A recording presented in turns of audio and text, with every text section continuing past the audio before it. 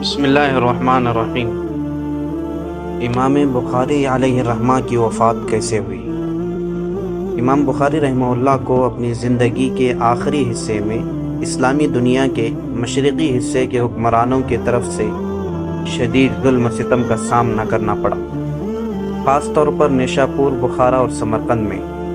اس کی کئی وجوہات تھیں، جن میں شامل ہیں: انہوں نے امراء کے بچوں کو ان کے محلات میں تعلیم دینے سے انکار کر دیا۔ کچھ لوگوں نے ان کی شہرت اور سیرت سے حسد کیا۔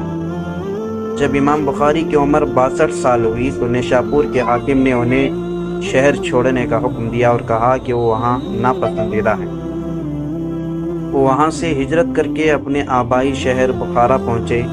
شہر کے دروازوں پر لوگوں نے ان کا استقبال کیا اور لوگ اور طلبہ ان کے گرد جمع ہو گئے، یہاں تک کہ دوسرے محدثین کی مجالس چھوڑ دی، جس سے کچھ لوگوں کے دلوں میں ان کے خلاف بغض پیدا ہوا۔ لیکن جلد ہی بخارا کے حاکم ان کی شہرت سے ناراض ہو گئے اور نیشاپور کے حاکم کی طرف سے بھی پیغامات آئے کہ امام کو بخارا سے بھی نکال دیا جائے، جیسے نیشاپور سے نکالا گیا۔ شہر کے حاکم کا نمائندہ امام بخاری کے گھر پہنچا اور انہیں فوری طور پر شہر چھوڑنے کا حکم دیا۔ حکم یہ تھا کہ ابھی شہر چھوڑ دے۔ امام کو اتنی مہلت بھی نہ ملی کہ وہ اپنی کتابیں جمع کر سکے اور انہیں ترتیب دے سکے۔ وہ شہر سے نکلے اور 3 دن تک شہر کے مضافات میں خیمے میں رہے، اپنی کتابیں ترتیب دیتے رہے اور نہیں جانتے تھے کہ کہاں جائیں۔ پھر امام بخاری سمرقند کی طرف روانہ ہوئے، لیکن وہ شہر میں داخل نہیں ہوئے بلکہ اس کے ایک گاؤں خرتنگ میں اپنے رشتہ داروں کے ہاں ٹھہرے۔ ان کے ساتھ ابراہیم بن معقل بھی تھے۔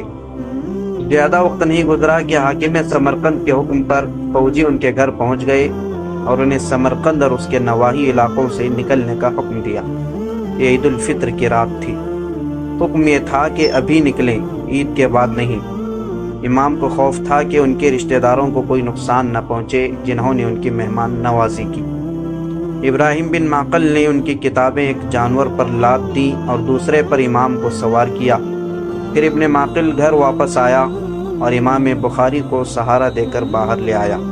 وہ دونوں سواریوں کی طرف چلنے لگے۔ تقریباً 20 قدم چلنے کے بعد امام بخاری نے زیادہ تھکاوٹ محسوس کی اور ابن معقل سے چند منٹ آرام کرنے کی درخواست کی۔ امام بخاری سڑک کے کنارے بیٹھ گئے اور سو گئے۔